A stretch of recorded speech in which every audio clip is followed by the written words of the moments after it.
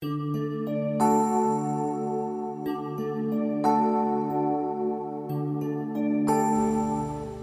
юун дээр тогтдгүй гэж бидийг ярих дуртай. Хүн чанар энэ хоёрхан үгэнд амьдралыг өөр дээрээ тогтоож чадхаар агуу их хүч, агуу их хайр, инрэл нэгүслэл оршдог болов уу гэж би боддог. Бид энэхүү нэвтрүүлгээрээ хүн чанарын төлөөх цэц булаалцсан хий хоосон яриа бус. Жинхэнэ нэг нэгэндээ сэтгэлийн дэм, баяр баясгалан, амьдрах итгэл, урам зориг хайрлсан хүн чанарын илэрхийлэл болсон нэвтрүүлэг байлгахаар чадан ядан зорилоо. Хүмүүсээ бие биенээ хайрлая, хүн чанараа өнгөлн зөвлөе.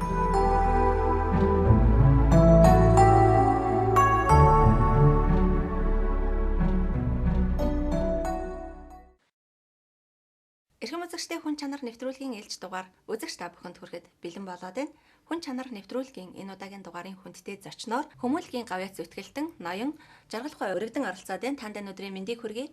Баярлалаа. Танд өнөөдрийн мэндийг хүргэе. Сайн сайхныг хүсэн ирээё. За баярлалаа. Тэгэхээр нэвтрүүлгийн нэр хүн чанар зарилга нь хэн нэгэндээ сэтгэлийн дэмийг хайрладаг байгаа. Энэ ч утгаараа нийгэмд хийж бүтээж буй гэгээлэг зүйлийг үзэгчтэй хүрхийн чацуу олон сайхан хүмүүнлэгийн үйлсийг нэвтрүүлгээр урьж оролцуулдаг. Тэгээд танийгаа урьж оролцуулаач гэж маш олон хүмүүсээс хүссэн байгаа. Үүний дагуу бидний урилгыг хүлээж авч хүрэлцэн ирсэн явдал туйлын талархаж байна. За баярлалаа. Гэлээ. За тэгэхээр та бас манай үзэгчдэд бас өөрийгөө товчхон танилцуулаад мөн энэ хүмүүнлэгийн одоо олон ажлууд хийсэн ажлуудын талаараас үзэгчтэй болцгоо. За би бол Эрикийн Гранд Мастер тэгээд энэ Монголын Оросын Брэдийн нутгаар явж би Улаан уд Баргуузан Төхөм Север Багасгийн Баамад явж өвчин зовлон шаналсан улсыг Эрикийн биз контактын массажаар эмчиж тэднийхний сэтгэл зүрхийг өрдөн татаж тэднийхийг баярлуулж явдаг. Миний одоо гол зорилго тэнд. Ийм тул би нутгаар явж ингээд энэ хүн намайг энийг таавах мэдээд энэ ярилцлаганд оруулж байгаад нь би туйлын их баяртай байна. Би Монгол харин нэг тийм энэ массажийг хийдэг над чөлөө завардаг дандаа Оросын улбаанаас Брэдийн нутгаар дандаа явж хийдэг. Одоо ингээд явна сайхан сэтгэлтэй улсууд байдаг. Хинч дэлхийд дээрх хүн бүхэн ижил хүн бүхэнд л сэтгэлээсээ туслая гэдэг үднээс л би ингэж явж байдаг. Тэгэхээр бас мөн энэхүү Эрикийн одоо бясалгал гэдэг зүйл маань Монголд одоо хэрхэн хөгжиж байгаа юм бол мөн Эрикийн бясалгалыг бас уламжлалтай хослуулж бас та маань энэ барай заслаа хийж гинөө. За Эрикийн бясалгал гэдэг бол Монголд энэ цагаатаа гэж дэлхийд 16-д ордог тийм мундаг хүн байгаа. Эрикийн одоо их багш гэж байдаг. Эрик бол 1910 гэдэг оноос Монгол бий болсон. За Эрик гэдэг нь бол дээр үед байж байгаа энэ олон улсууд энийг хэрэгжилж байгаад сүүлд нь бол Эрик байхгүй болчиход энэ Макао гэж Японы мундаг эрдэмтэн профессор Японы одоо мир интервэсийн энэ хүн гिचээ зааж нэг ахлахын гоётон Макаосоос яагаад энэ Иесус Будда урхан чин гартаа энергитэй байсан бэ гэж тэгсэн тэр энергийг хариулж чадаагүй. Тэгээд тэр энергийг яагаад юм бэ болсныхэнд бол хайгаад Америкт 6-7 жил болоо. Америк 6-7 жил болоод олоогүй. За яагаад юм? Тэгээд энтэх дээрээ 6-7 жил болсон. Тэгээд ерөөсөө олж чадаагүй. Тэгээд нэг санскрит хэлэн дээр нэг 2500 жилийн өмнө хэдэн тэмдэгтүүд байгаа. Тэр тэмдэгтүүдийг хараад лээсэн. Тэгээд буцаж Японд буцаж за би хариуг нь олоогүй. Одоо энэ ууланд гарчил 21 хоног бясалгал хийхээс яах вэ гэд ууланд гарсан Макаос. Тэгээ ууланд гараад 21 жилөөгөө төвж гараад ууланд бясалгалаа хийгээл ном уншаал том эрдэмтэн хүн чинь дуулаа шүлэг уншаал ингээл 21 өдөр нь өөрөөр нь өглөө нар цучих нэг гэгээ цацарсан юм духан доо ингээд орсон.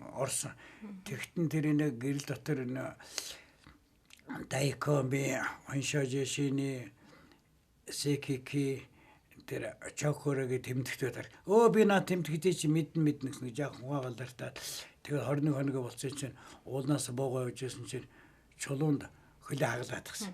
Чулуунд хагалсан эсгсэн хөлөө яачаад гараараа дарсан чинь цусн тогтчихсон. Тэгээ буудал дээрээд гуанзан дээрээд хоол идсэн. Тэгтээ их хоол хамаагүй хоол. Уу та яаж байгаа юм бэ багшаа? Энэ олон хоног ингэж 21 хоногийн дайан хийчихэд ингэж хийж хоол дуугаач ямар ч юм болоо.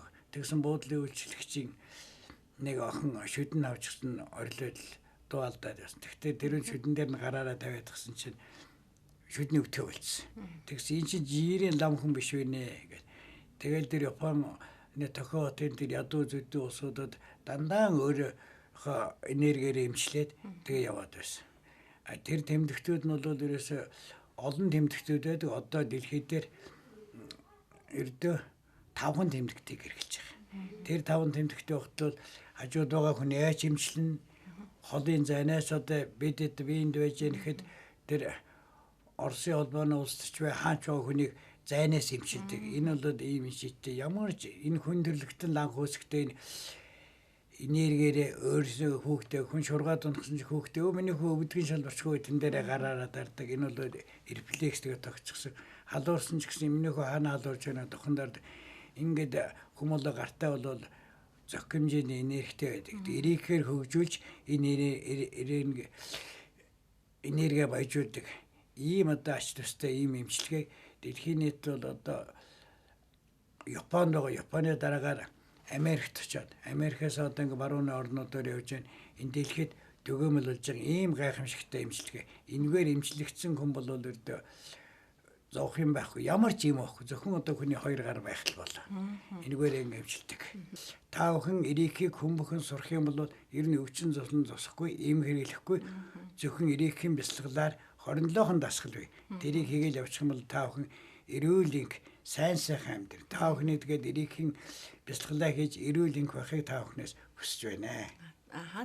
Тэгэхээр бас эрийхийн бяцлаглалын одоо гол одоо зорилго нь бол хүмүүсийг тийм ээ өвчин зовлонгөө тийм ээ амар тайван байлгахын тулд бас олон зүйл нь оршдог байх. Тэгэхээр мэдээж та энэ хүү барай заслаараа эрийхийн бяцлагалтай холбоод олон хүмүүсийг эмчилж хүмүүнлэгийн тусыг хүргэсэн. Тэгэхээр мэдээж та бас бурайд улсад очиж олон хүмүүсийг эдгэрч илаашруулсан гэсэн. Тэгэхээр ямар одоо өвчтөй зовлонтой хүмүүс их зөнгөлж явах шиг байна. Тэр бүгдийг эрийхийн одоо бяцлаглалын аргаар хэрхэн одоо ангижруулав? За бүхэл төрлийн өвчтөй усууд байна. Хэвтэрд орсон, аваарт орсон, элэг, бөөр нүүддэг, савн, уус, нуруу одоо хөл гарна зүрх одоо хүн ямар л эрэхтэй бүгд л өвчтөй усууд надаар ирдэг л дээ. 5-6 цаг очилж байгаа л ороо. Тэр бүхнийг бол эрийхийн бяцлаглаараа номын дагуу хийгээд тэр усууд эдгэрхгүй өвчин гэж байдаг. Хаана энерги дутуу газар байна тэнд л одоо хурж эдгэрүүлж байдаг. Ийм сайхан ач хавьяатай энэ эрийхийн бяцлаглууд ийм ач холбогдолтой юм байна. Хайхан сэтгэлтэй явах үр сухалдахгүй гэхэд бид өөдгөө сагааруул навч орон дэлхийг оршин байдлаа сагааруулж ичилнэ. Жаргал багш. Тийм учраас тэр орон дэлхийг гуйж тэднээс хайн энерги авч дамжуулж бусдыг болоод өөрийгөө эмчлэхээ. Дандаа сайнсан нэг ч муу юм бодохгүй. Муу юм бодвол болохгүй. Ийм. Тэд өвшин хүнчэд яагаад тэр энергийн эмнэх болно? Нэг ихэд юу харуула хадна хэм байгаа. 21 хоног энэ 27 дасгалыг хийх ёстой. Тэгэхэд өөрийгөө за жишээ ингээд би нэг харуул ингээд залбирлаа сая би юм хэлсэн. Эхлээ нүдэн дээр 3 минут минимум алгаараа. Миний гар улаан энергитэй байж. Тэр ингээд нүдэн дээр тавиад нүдэн дээр 3 минут хөлөх. 3 минут байхаа. Тэрний хотын хөлдний игэдлэнг тарихаараа чихэн дөрөө игэдлэнг бариад. Эндгээд 27 манай позицгээд 27. Игэд бүхий энергитнээ игэд досгоортнаа гараадланг өвдөхэн мөн бөөрө бид нэг хот өөрөө олоодланг өөрөө ашха. Тэр мөн энергитнээ ашаадланг эмшүүлэх. Тийм диагноз юм хэрэггүй. Чихэн дуухан. Тэгээд дараа дагза. Хоолой. Гэдэг. Тэгээд ийм энэ дээр юм байна.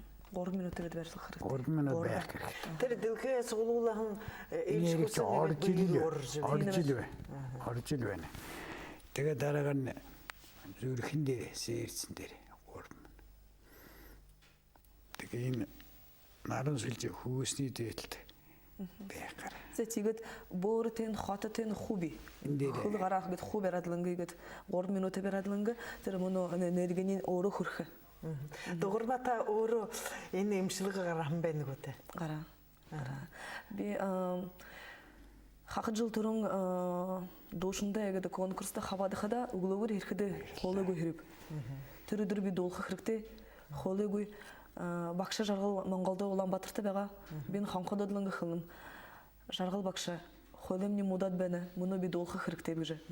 Тэгэдлэнгэ жаргал лама коллеж бегаре гэдлэнгэ гэртэ хугад бега бегд гара берадланга. Бишаныг болодланга нэг хахад час болодланга дулат тушхадымны холемны гара. Би тэгээд их хонирхоб тийж байдаг байна. Багша хүдиш холож бегархада. Энэ мөно ханаашин игэд өөрөө игэд элгээх. Тэр мөно Тэр хол тэр хол хаанаж бай. Энэ тэмдэгт энэ 5 тэмдэгт байх. Аа. 5 тэмдэгтэр ингээд олсын зайнаас юу гэж сайжруулах болох вэ? Биш хажууд нь байсан байгаагүй энэ 5 тэмдэгтэр л. Энэ одоо игэд мөно энрейкийг шинэ юм таван символиктэй. Игэд энэ символикийг хамаагүй игэд ханаансгойг зурхах хэрэгтэй. Вот энэ стрелкнууд игэд баримтаа. Игэд хүүгээд ханаансгойг зурхах нэгдөрөө алгууд амансгой хлээрээ зурхах хэрэгтэй. Алгууд агаар дээр игэд гараараа зурхах хэрэгтэй. Энэ символик. Игэд энэ тав энэ орос өгөр бичсэн. Энэ тавл дэлхий дээр энэ вот энэ харагдав вот игэд мөнөхн Улаанбаатар хонхододланга багша жаргалдаа хэл муудад байна мэж. Намды иж хэл хүлээж байгаагээд мэдэнкэдэмний хуулдах орн намда. Улаанбаатарта энэ байна харнууд энэ символика исцеление на расстоянии гэнэ. Игэд жаргал багша игэд агаар дээр намайг зураадланга элгэгээ. Нэг сонирн байна да.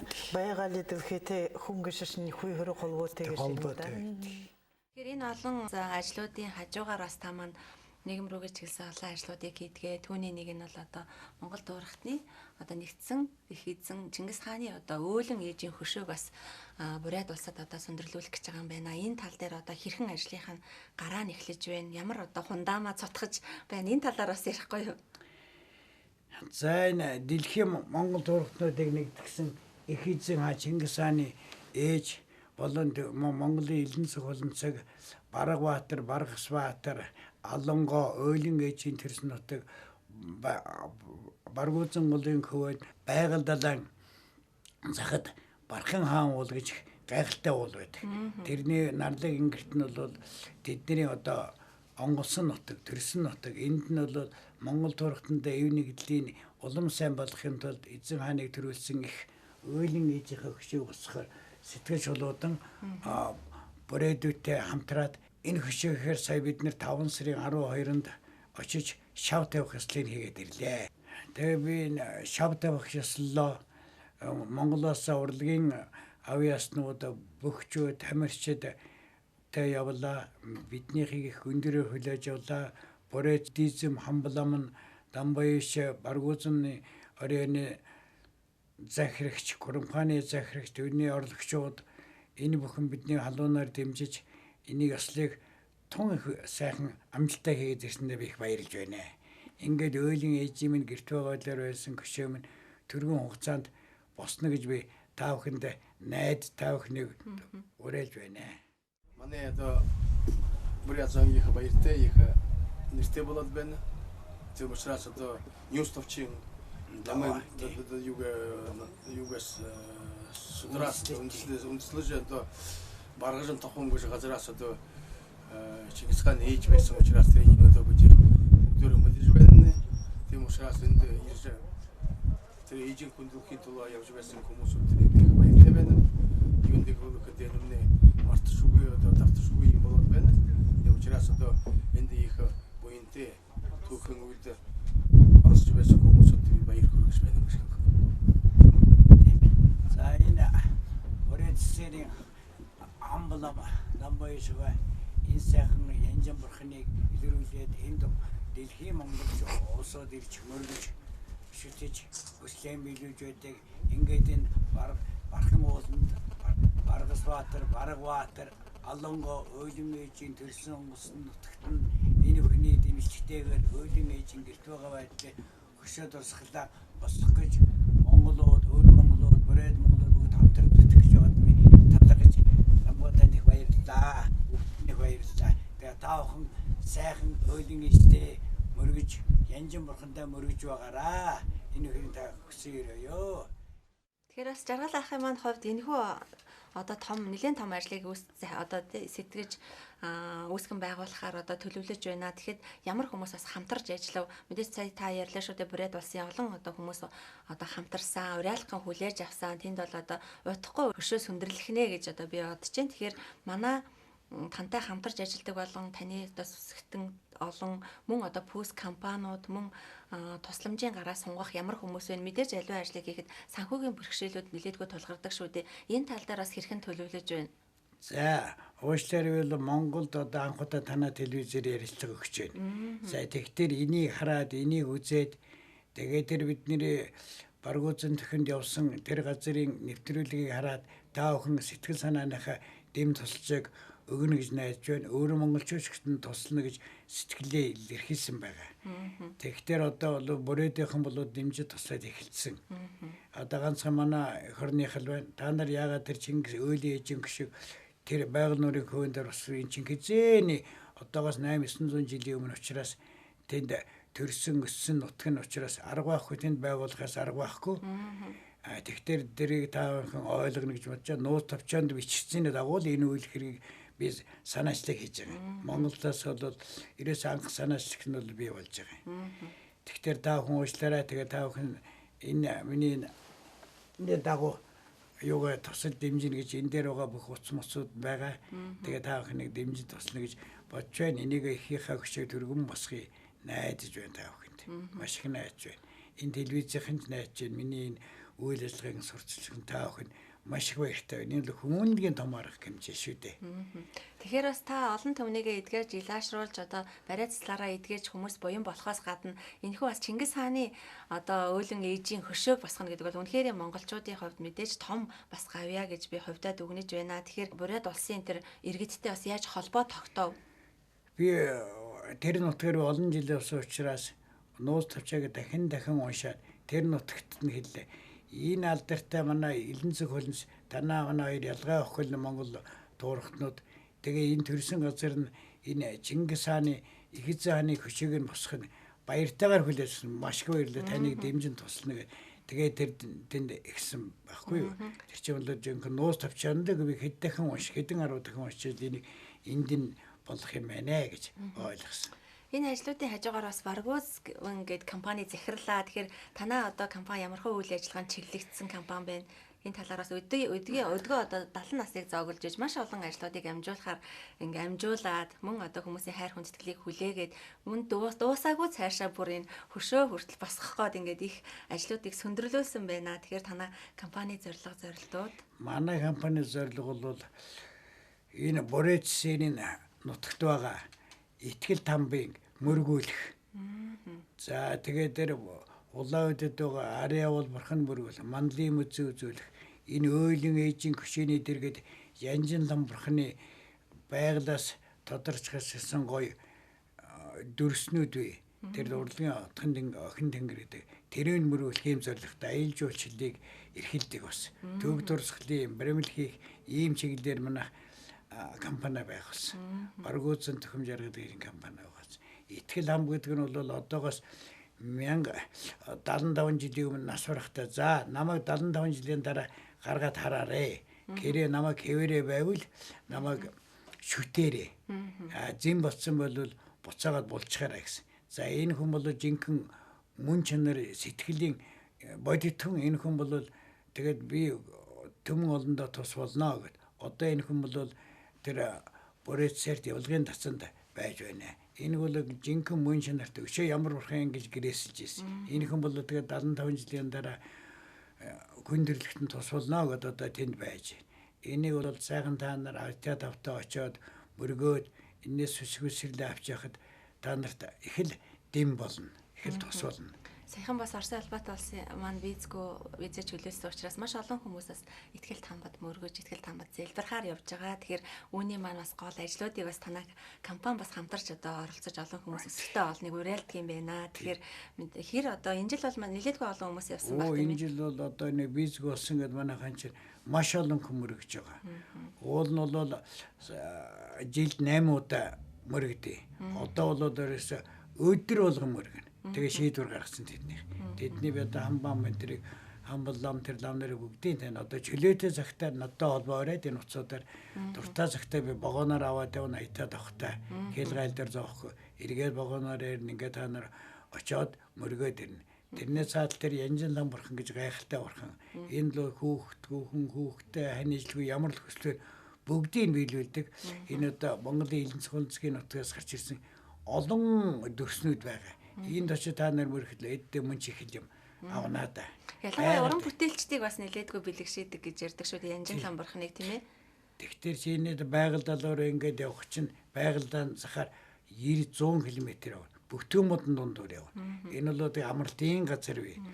Зуны цагт 7 сар гаргаад амрахад байгальдаач хамгийн сайхан байдэн шүү дээ. 1-2 сард хөлдөөл 6 сард гисдэг. Одоо тэрний хооронд л мөснөр уулах гэсэн төхөөснөөс далаад амрахтлал их сайхан байгальдаа гэсэн их сонин нэр шүү дээ. Ягаад байгаль ихтэй хэдэн мянган жилийн өмнө бүүмэд ингээ байнгын энэ гал астдаг газар байсан байх. Энэ төр. Тэгээ байнгын гал асаад байсан гэсэн нэг мэдхэд тэр одоо баргуузын төхөм гэж энэ ус байж байгаа. Тэр уснуудыг бүгд тэр байгальдаа тэр галаа унтраах гэдэг тэр юулэгдсэн. Тэр юулэгдсэн ачинд их гүнзгий ус учраас тэр чинь ерөөсөө давс мос байхгүй зингийг ийм усалаа тогтчихсон. Тэгээ нөгөө ус байсан газар нь ингээд хуурай газар болоод ийм их үржил хэмтэй ой модтой ийм газар болоод тогтсон байхгүй.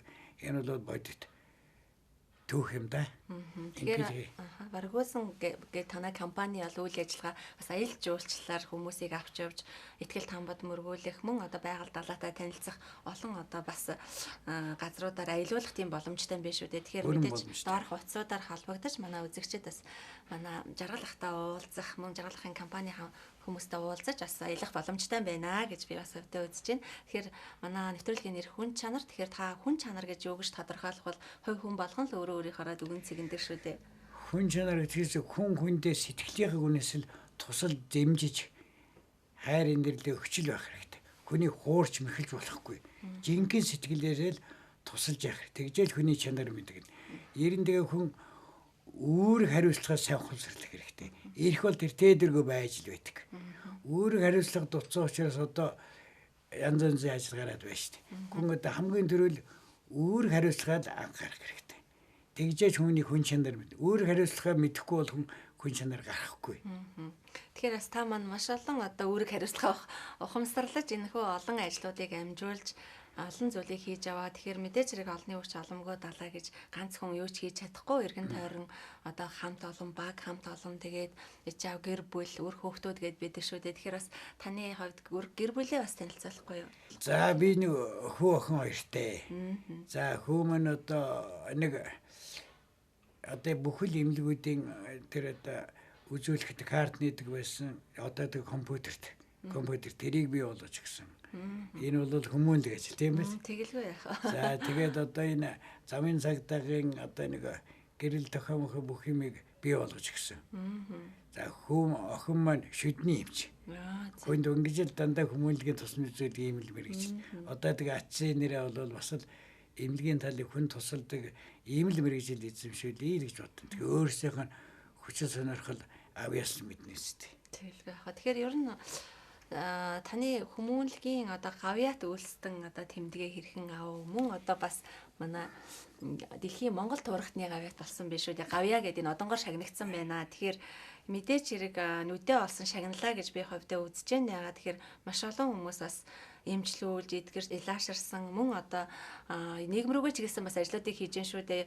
Босод одоо улс орн руу бас аялал жуулчлалыг өргөжүүлэх энэ маань одоо эргээд манай бид нарт бас үр дүнгээ өгдөгөө. Тэгэхээр энэ олон ажлуудыг хийсний үр дүн байх гэж би бодож байна. 2013 онд Ирикийн холбооноос нэмэг хүмүүнлэгийн гавьяас гэдэг та бол Оросын холбооноос бүрээсээр энэ хаан та хүн чанар гаргаж их тусалж байгаас тэрийг зайлшгүй танд өгөх ёстой маа гэдэг гэсэн.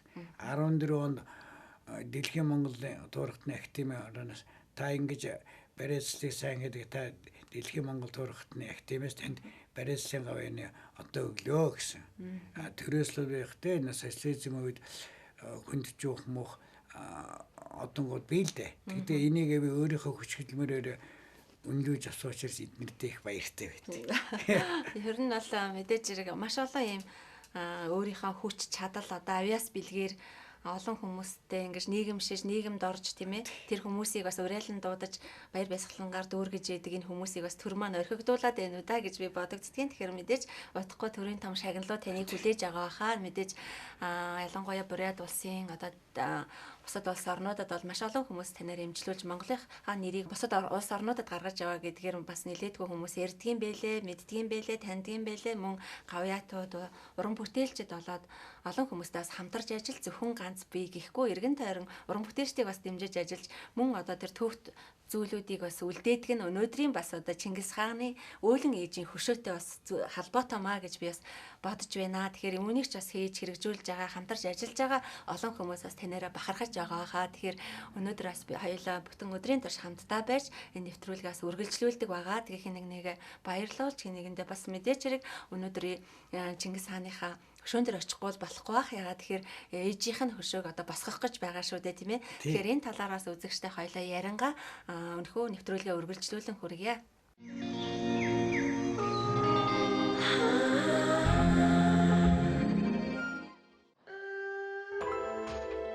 Хүн чанар нэвтрүүлгийн энэ удаагийн дугаарын хүндтэй зочноор Хүмүүнлэгийн гавьяат зүтгэлтэн Эрикийн Гранд Мастер Дэлхийн Монгол туурхтны бариа заслын гавьяат Жаргалбай урагдан оролцлоо.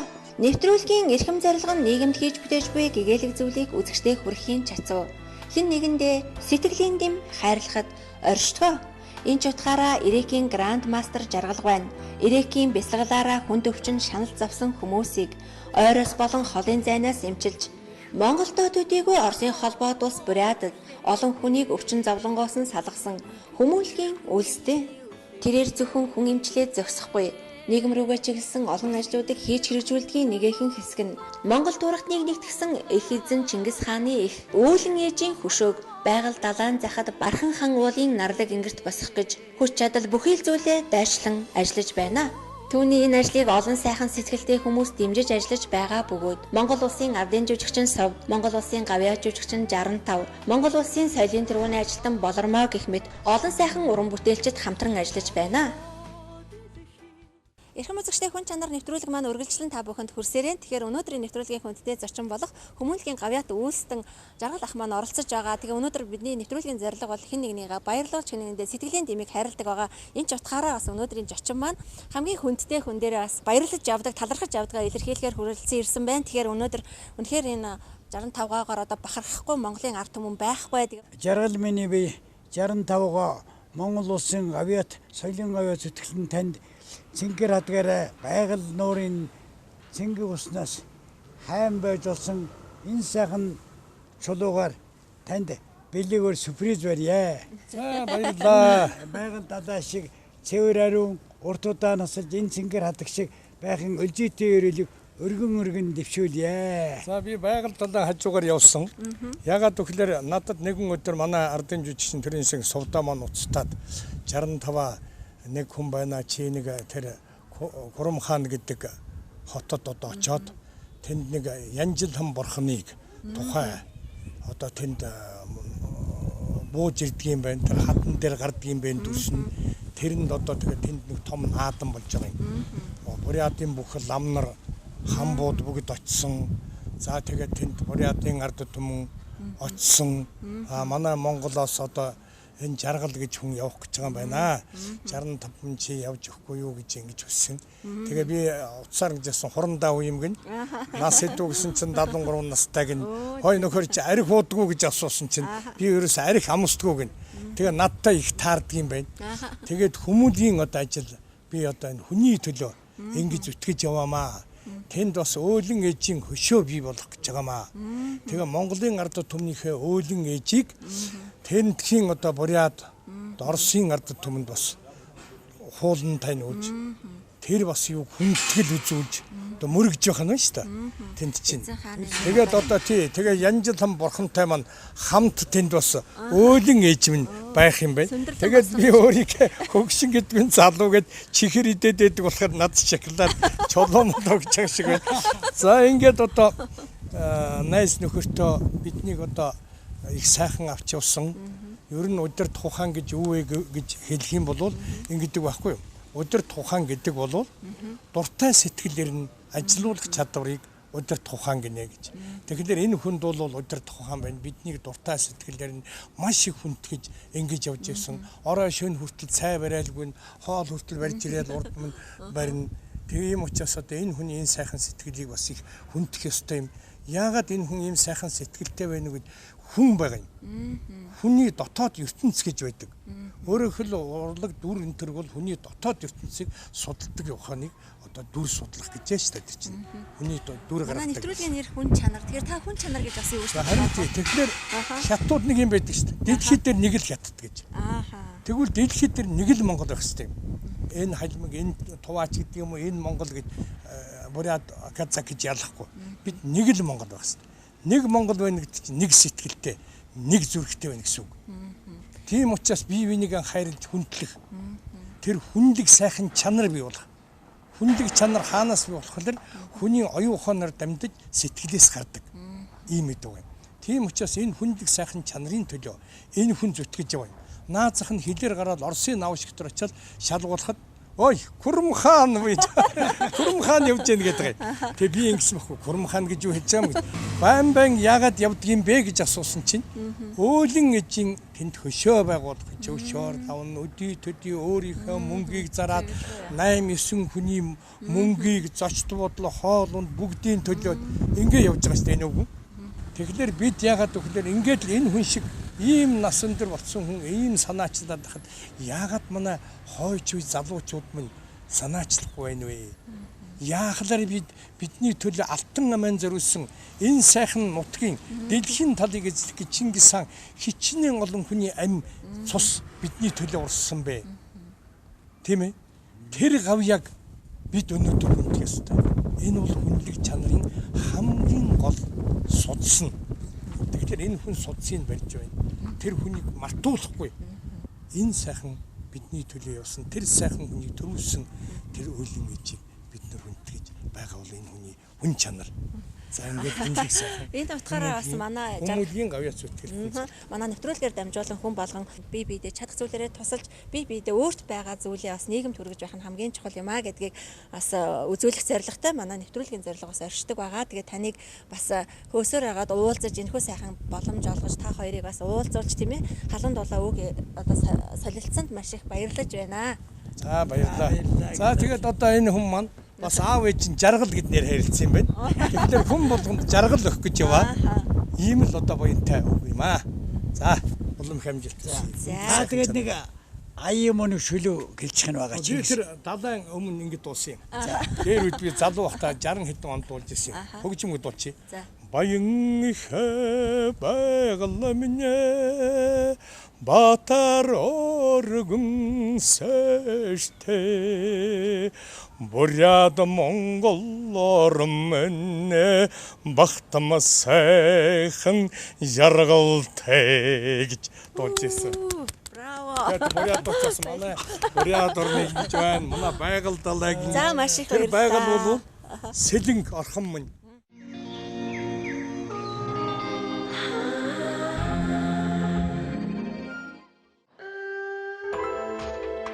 Ингээд бид нэвтрүүлгийн зочинтойгоо өдийн зоог хамтдаа барьж их эзэн Чингис хааныхаа хөшөөнд хүндэтгэл үзүүлэн нэгэн өдрийг инээдхүүр баяр жаргалаар дүүрэн өнгөрөөлөө.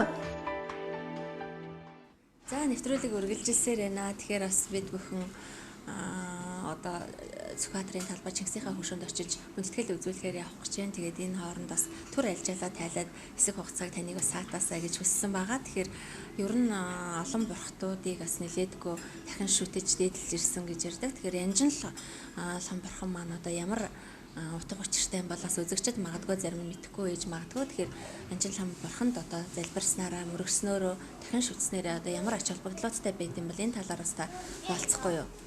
За янжлан бурхан гэж улаан үдээс 350 км газар байгалийн үзэсгэлэнт газараар бүтэн оошгүй тайга дондор далайн сахаар яваад очино. Тэгээ хадан дээрээс гээд өөрийнхөө хүний нүдний янз янзаар бүжгэлж байгаа, таанзалж байгаа, хөгжим тоглож байгаа, дуудуулж байгаа энд очиж мөргсөн хүн энэ энэ дэлхийн дээр байгаа одоо бус орнуудын их мөргөн шүтдэг болоод байгаа. Энэ жил 12 дахь жилээ байгаа. Байгалиас тодорсон хүн олон янзаар хараад энд очсон хүн хөөгдгөө хүн хөөгтэй болно. хань жилтэй болно. Зүгээр жирийн жишээ хэлгээ. Энд очсон хүн ямар л хүсэл бай тэрийг хэлгээд ирнэ биелдэг ийм сайхан газар. Энэ замдаа далайгаар аялна. Тэгэл энэ ихтгэл амбаараа орно. Ария бол өмнө явдныхан гэдэг ария бол бурхан мөрөг нь манлын музей орно. Бүхэл юм нэг үсэн яваад ирэх энэ аялал тавхныг шимтэн очиж аялж янжин бурхандаа мөргөж өөлин ээжин хөшөө тэнд гэрчээ тэнд очиж мөргөж байхыг даавнаас хүсээ энэ зардал мөн их бишээ. 550-600 мянга багтана. Улаанудаас 300-тай Монголоос Улаанбаатараас 1000 км явна. Тэгэхдээ Улаануд ортроо вагоноор чааш нь машинаар явна. Зам гэдэг үнэхээр гайхамшигт газар. Байгаль данцхай. Энийг л тааханд очиж энэ шинэ маршрутаар явахыг та нарт зөвлөе. Янз янз амархан бол үнэхээр гайхалтай. Жил болгон бүрээдүүд тахиж шүтдэг, бархан ханыг тахидаг. Ийм л газрыг та бүхэн очиосоо гэж бодож байна даа. Тийм ч учраас бас бид бүхэн нэвтрүүлгээр энэхүү янжин лам бурхан итгэлт хаан Улаанудад одоо бидний эцэг дээр үеэс одоо шүтэж биширж ирсэн одоо бурхтууд ария бол бурхан гэд олон бурхтууд байгаа учраас таныг бас үүнийг ард түмэндээ ялангуяа монголчуудаас гүүрэн олж тэр компаниараа дамжуулж олон хүмүүсийг бас зуурчилж тийм ээ бас тусаа өргөдгээ гэдэг утгаараас үзэгчдэд энэхүү Улаанудын олон одоо бурхтуудад очиж одоо мөргөж эрүүл мэнд бүхэл зүйлээ даатгаасаа гэж бас хүсэж таныг бас урьсан байгаамаа. Тэгээд үнэхээр өнөөдөр бас тантай ярилцаж суухад олон зүйлүүдийг зэрэг одоо асуух болцоод байна л да. Тэгэхээр нэгдүгээр бас мэдээж Эрикийн бяцлаглалын одоо холбооны үүсэл гарлыг товчхон таас үзэгчтэй хуваалцахгүй юу? Яа тэгэхээр таны урьсны учир гэвэл одоо хүмүүс маань үзэгч маань ойлгохдоо нэг бол одоо Чингис хааны одоо ижи өөлөн ихийн тухай хөшөө босгож байгаа тухай ярих гэдэг, нэг болохоор Эрикийн бяцлаглалын тухай ярих гэдэг, нэг болохоор одоо шатан буширж ирдэг төөх бурхтуудынхаа тухай ярих гэдэг ингээд олон одоо юмнууд авцаад байгаа учраас хүлцэл өчий. Тэгэхээр та Эрикийн бяцлаглалын талаар товчхон бас үзэгчдэд хуваалцахгүй юу? За Эрик бол 2000-аас 2500 3000 жилийн өмнө Эрик бол одоо Будда орхон Есүс энэ төр бол гартаа энергитэй бяцлал хийж байсан. Тэгээд сүүлд нүгэ болоод 1916 оны үед Японы эрдэмтэн Макаосо гаргаад Монголд 1940-од оны үеэс цагаадаа гэж Эрикийн мастерыг хөгшин бий болгосон юм. Гэхдээ Эрикээр эмчлэгдсэн хүн бол ерөөсөө өөрийгөө эмчлэн хүнийг эмчлэн энэ л хамгийн давуу тал эм хэрэглэхгүй. Ингэж л товчхондоо хэлий. Тэгээд энэ дээр хичээл ном суугаад энийг та бүхэн хэрэгжүүлээсэй гэж та бүхнээс хүсэж байна. За тэгэхээр мэдээж Эрикийн бяцлаглалыг зөвхөн Монголдо төдийгүй бас хөрш зэрэгэлдээ орнууд Улаануд Оросын холбоот улсад бас түгээн дэлгэрүүлж байгаа. Тэгээд олон одоо бас хүмүүс энэ Эрикийн бяцлаглаар эдгэрсэн мөн одоо энэхүү түүх одоо соёлоо уламжлалаа одоо дээдлэн өдгөө 70 насыг зооглож байгаа хэдий ч өөрийнхөө ажлыг умартан энэхүү Чингис хааны одоо ижи өөлөн ихийн хөшөөг босгож байгаа танаар бахархаж байна. Тэгээд үзэгчдээ үргэлжлүүлэн бас хүргэх болно.